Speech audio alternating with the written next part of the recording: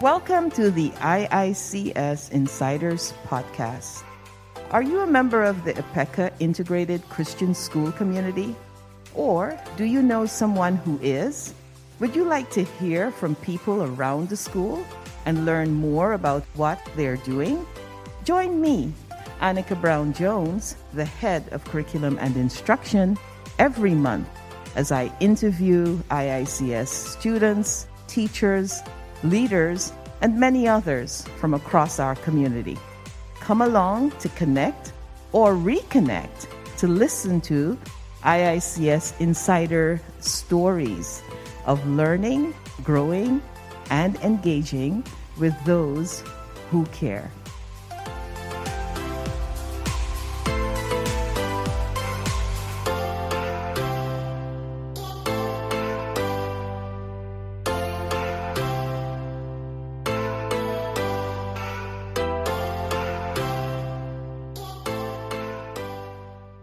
The outbreak of the COVID-19 pandemic prompted school closures and hybrid forms of learning, which lasted for 2 or more years.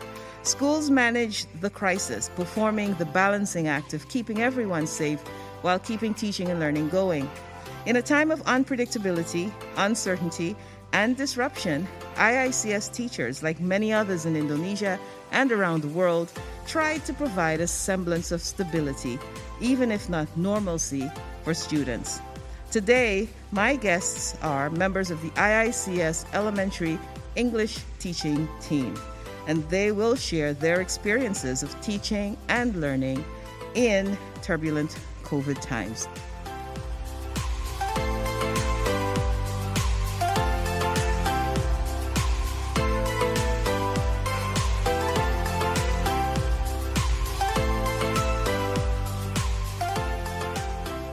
This is the IICS Insiders Podcast, and I am Annika. Hi, everyone. I am happy to have you here today, and I'd like you to all introduce yourselves.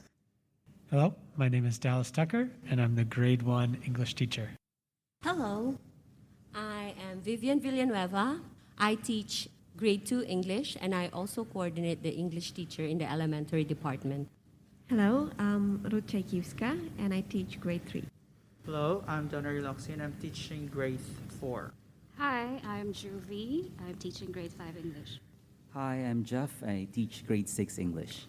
All right, it's really exciting to have all of you here this afternoon, and we're going to be speaking about COVID-19, and the impact that it's had on schooling and what we do here at IICS.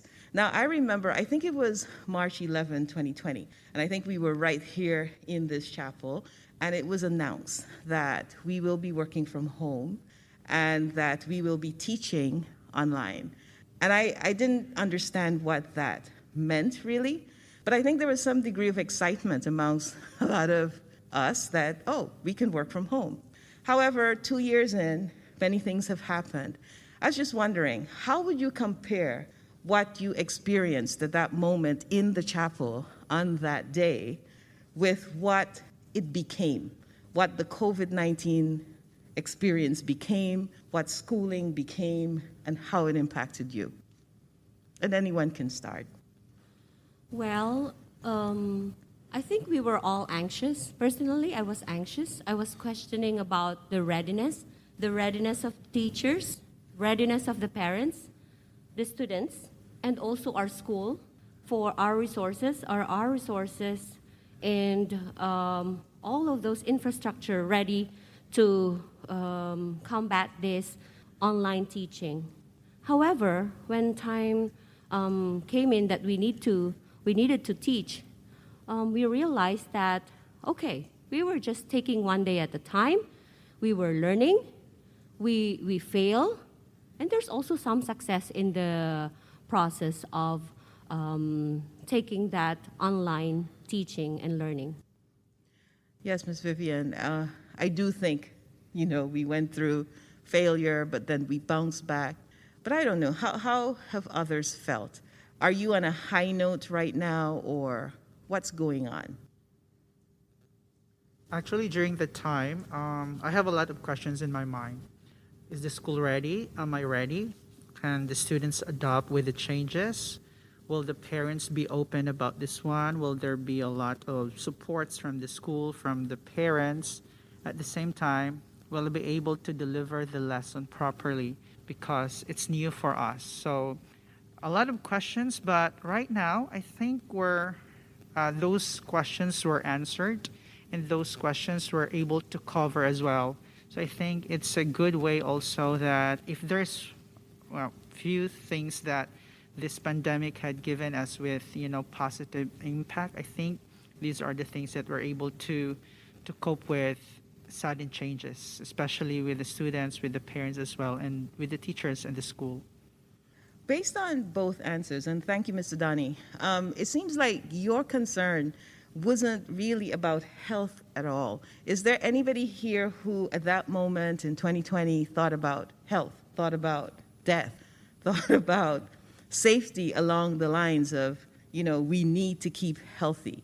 Did anybody think that at that moment? I think I can share about that.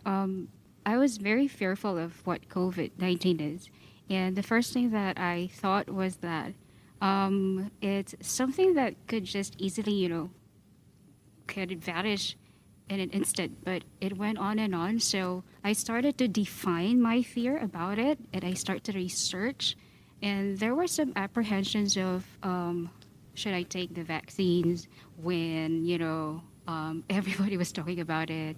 The government of Indonesia was actually very vocal about saying that you can't work or you can't actually go to a certain establishment if you don't have vaccines. And it made me feel anxious at that time because I felt that the job security that I have will be based on those protocols. And if I will not be able to comply with it, what will happen to me and for my job security? But when I started to research more about it, and the information about COVID is not that, it's not very popular at that time because everybody was still learning about it. So it took a long while for me to feel secure about the knowledge that I know and how I can prepare myself so that if there are certain things that I have to do for my future, it would not be based on my emotions, but it's because I have some information about it and hoping that it could help me more. And for being a teacher and an educator as well is it given certain anxiety because for a fact that you're one of the frontliners, right? Even if you're doing it online, but for a fact that there are some kids that are not independent learners. They really need a teacher that will be there physically. And if that would be the case, am I prepared for it?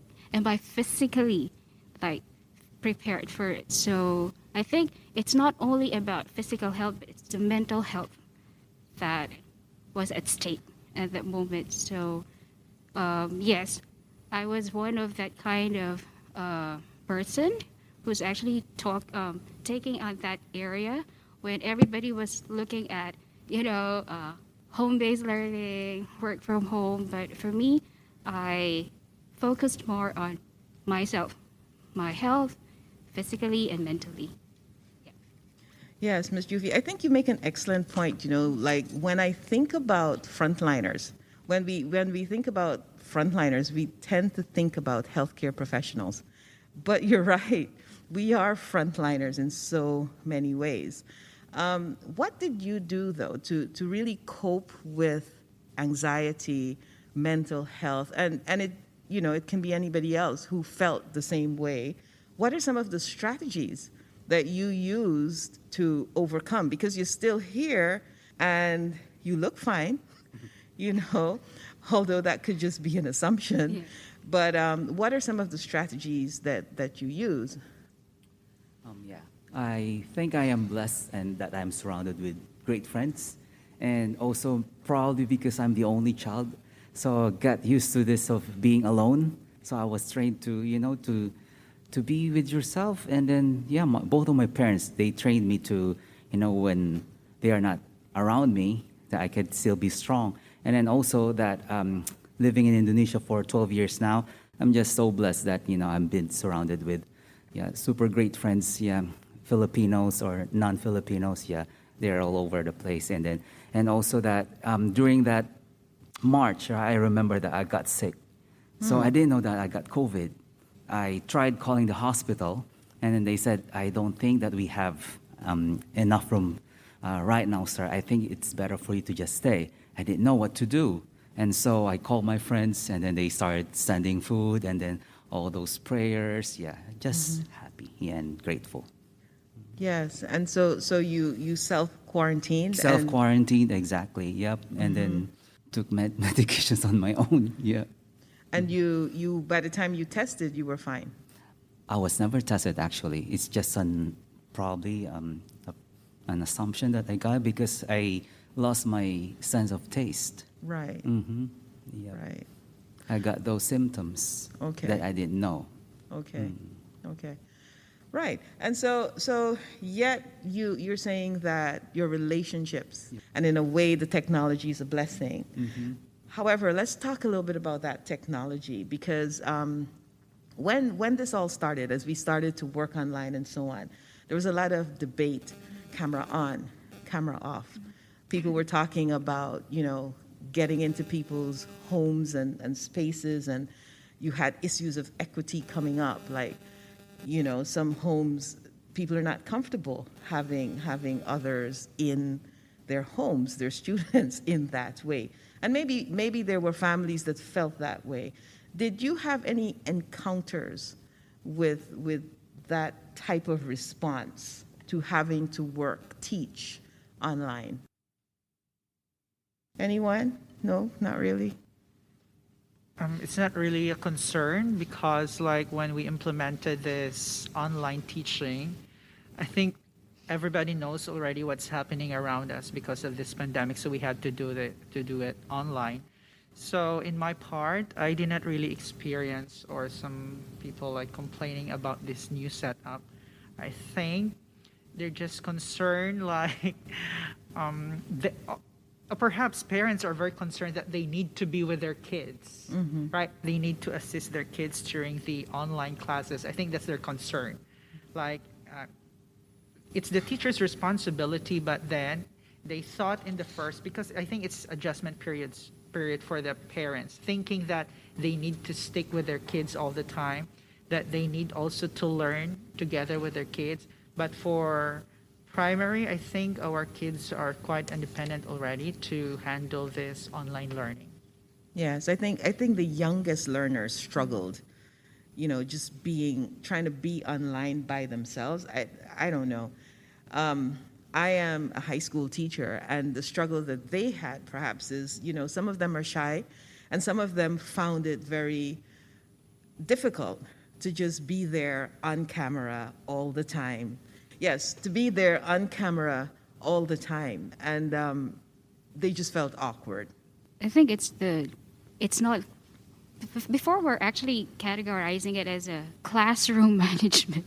This time, it's a different kind of classroom, right? Because you actually don't know what is going on beyond your monitor.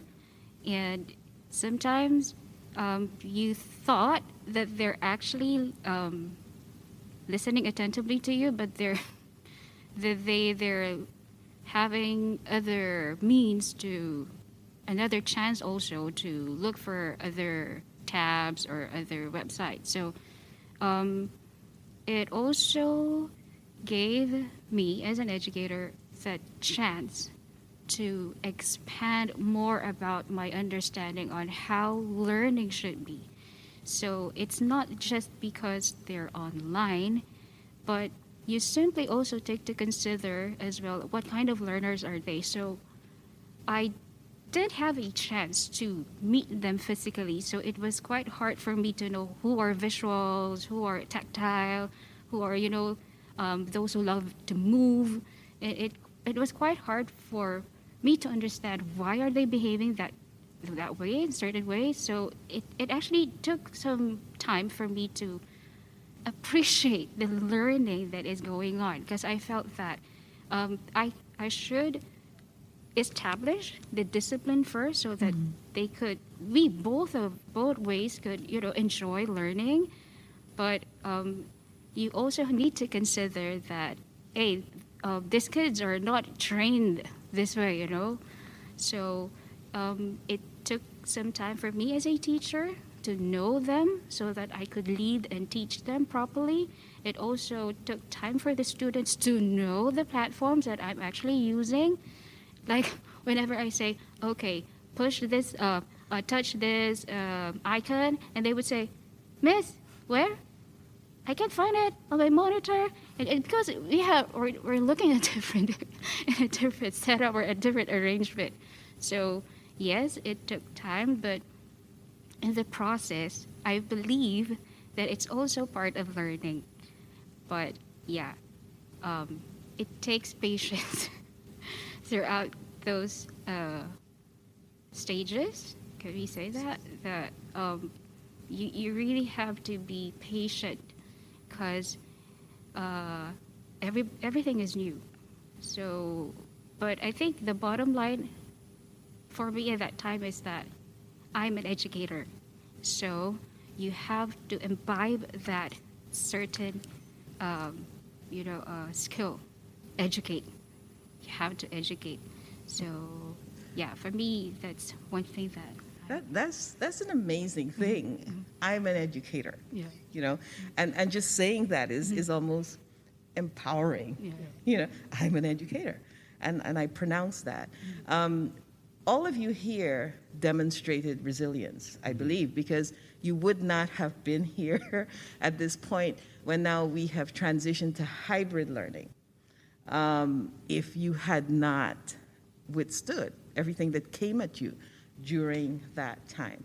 So let's talk now about hybrid, because here we are in yet another phase or stage of being that educator.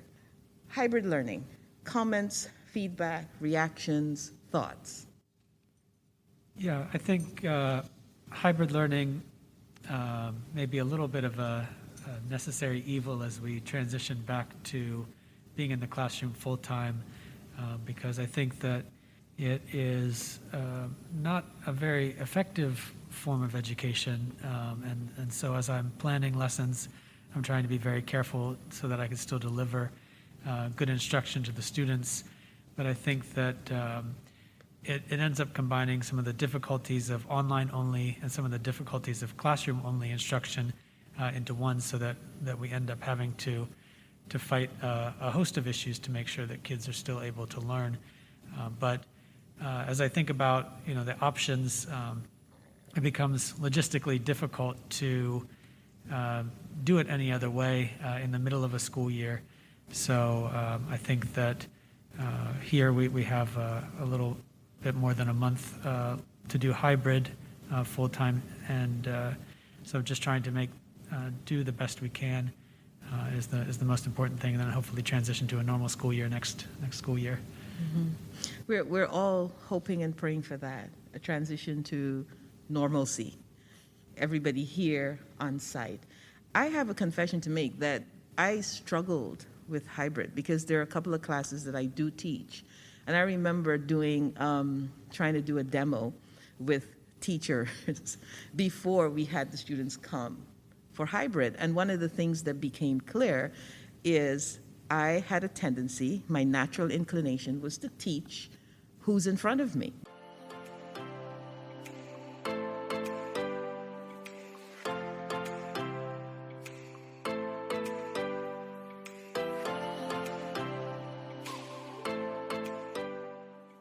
Well, okay, let's make let's make it a bit more general now. We've talked about what we felt on that day when we knew that our lives would change. We didn't know for how long it would change, but it ended up to be quite a long time.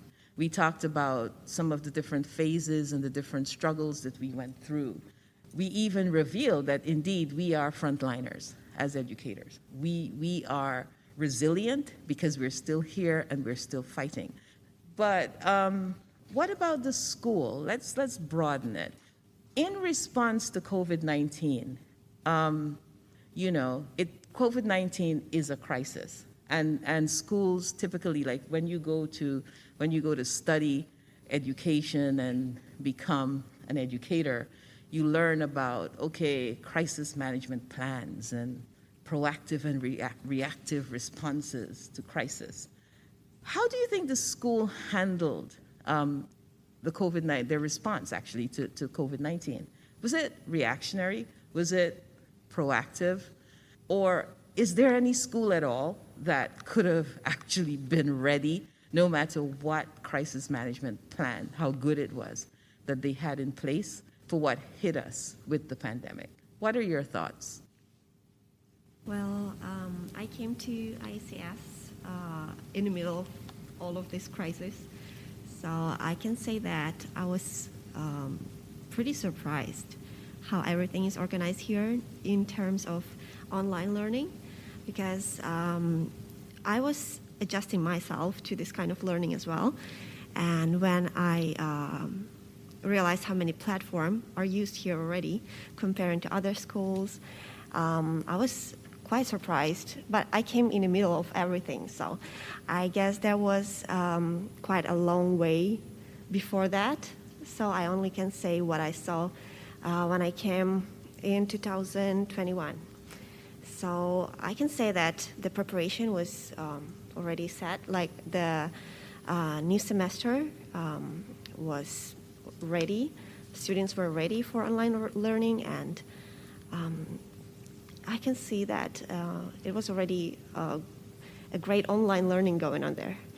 And when the hybrid came, again, it brought some challenges again. Okay, but you think that the way the school handled it was very responsive. It was not reactionary. Everything was clear and visible in terms of the protocols and the procedures. And how about, feed forward? What do I mean by feed forward? When problems with certain aspects of what we were doing were brought to leadership and so on, do you think that they took that information and used it in a way that became important for keeping things proactive in what we were doing? What are your thoughts on that? Or how can we improve it? That could be another way to respond to that. I always ask at least one tough question. And feel free to answer.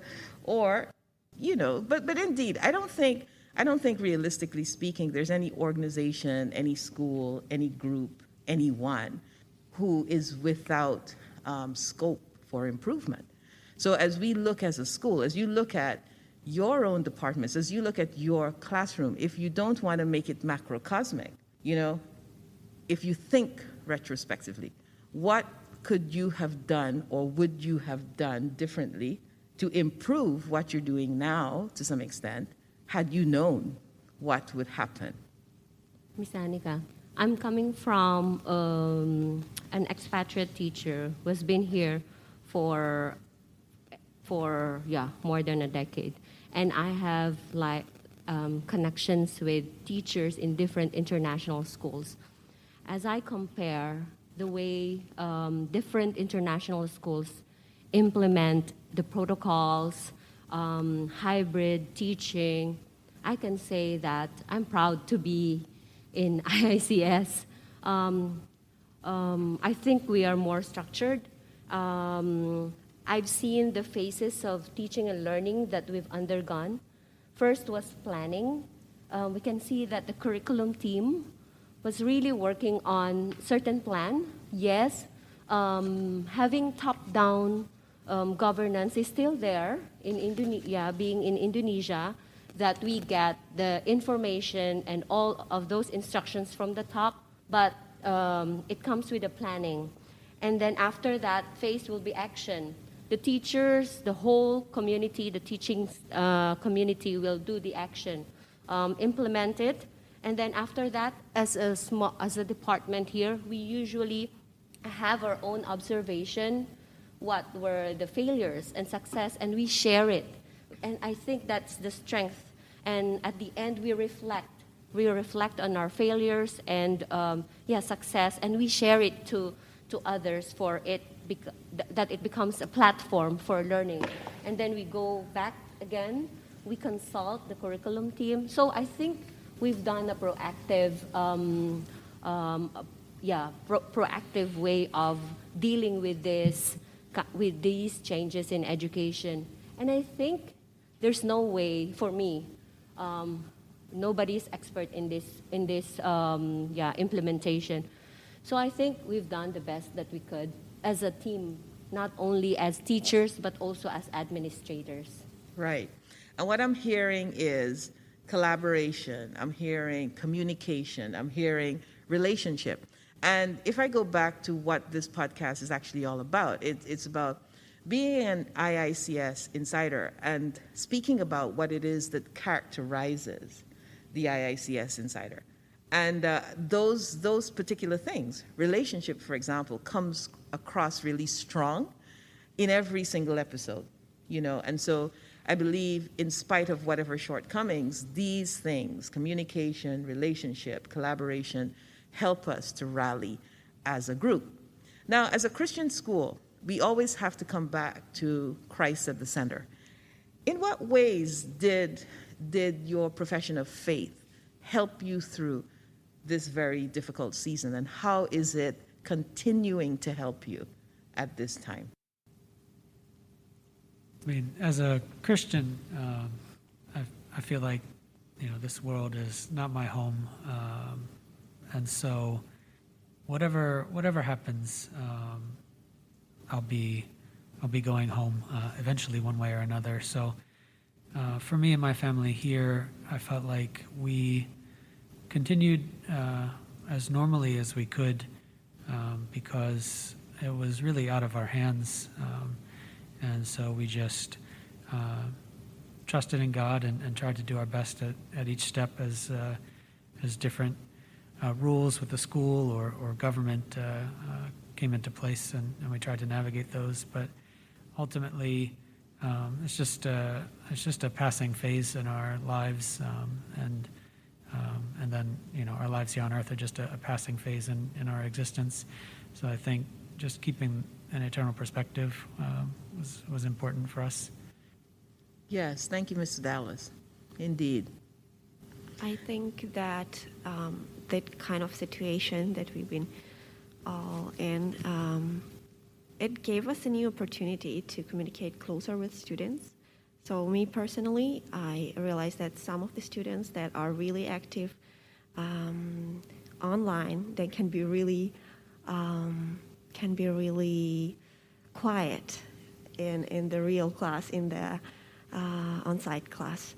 And maybe when we were online when it all started, I didn't realize that yet. Now I realize it, and I know that some students, they needed that time to share about their problems. I think that was a really good opportunity for us, for teachers, to talk and to give them advice, to pray with them, and I think that is a positive point for me.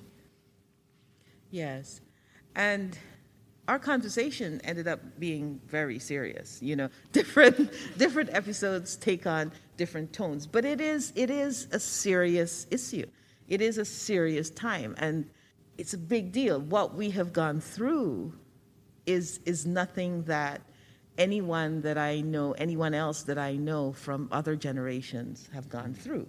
And we then start to ponder, and in winding up the conversation, we start to ponder, was it worth it? Maybe for me, I think during this pandemic season, I've just learned to let go the need of finding the reason why. Why? I've started to let go of just simply asking why. Why should it be like this? Why is it like that? But there's that assurance coming from your intimate relationship with God that will give you that peace, that you're finding that you actually don't know or you don't need to know. You don't always need to know the answer for the why, because God is the ultimate source of everything. And if you trust Him wholeheartedly, you know that you will always be safe. You will always have that peace. Now, the only thing that made me made me motivated to move on, to go through life, is to find that peace coming from God, knowing that if you are taking care of all those things that are important to God, He will take good care of all those things that are important to you. Right? So all those biblical, principles that I've been learning ever since when I was just like a little child in the Sunday school, like seek ye first the kingdom of God. Now during this pandemic, it's the application of everything. It's not just simply saying that I trust God, God is good, but this pandemic season, I've tasted all of it. Mm-hmm. That your faith is being tested through fire, mm-hmm. right? I think that was the one that I've learned a lot, that God is an experiential God. He doesn't want you just to know Him theoretically. He doesn't just want you to know Him through those Bible verses that you memorized, but He wants you to experience Him. So I think that's the thing that I've got throughout this season. Like, even if I'm away from my family, I was actually very afraid because I'm far from them, they're far from me, and when I hear like they're sick and I'm far away from them, I don't know if somebody's actually taking good care of them. But since there's this assurance that if you're taking good care of what is important to God, God will take good care of all those things that are important to you. So that's the peace that I got.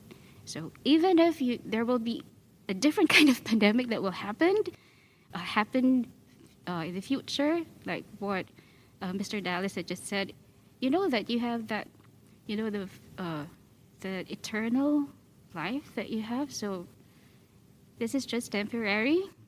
This is not your forever. So I know that when you're looking through that, God is giving you that peace. Peace with you, and He will be forever with you. Yeah. Thank you, Ms. Juvie. Thank you so much. We started out by saying, entitling this episode, "Is it school yet?" And so I want to ask you, final question this time, truly, is it school yet? Did school ever stop, though? No. Because speaking to you, it didn't sound like you thought that. School never stopped. But is it school yet? What are your thoughts about that? Well, I mean, it has been school the whole time, but I think that to get the full, the true, there are aspects of school that are missing online, relationships between students that I think are important for their development, being able to do group projects more effectively. So I think that once all the students are in person and we can have them sit in a group and talk with each other and interact and the barriers come down, the masks come off, then I think it will really be school again, even though we've been doing school this whole time, but not fully, I think. Thank you, Ms. Dallas, and that's it. That's it, really, that we long to have our students back and to do all the things that Mr. Dallas just so brilliantly said, to really make it school for us. And so I thank you all once again for taking the time, for having this conversation. It was an excellent conversation, a very sobering conversation, but a conversation in which I believe we were allowed to be authentic, about the struggles we had. But I think we're ending on a very positive note to say that, you know what, perhaps it was worth it. We wouldn't have called it upon ourselves, but there's some fruit that we can take from it.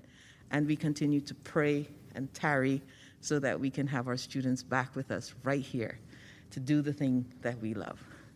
Thank you, everybody.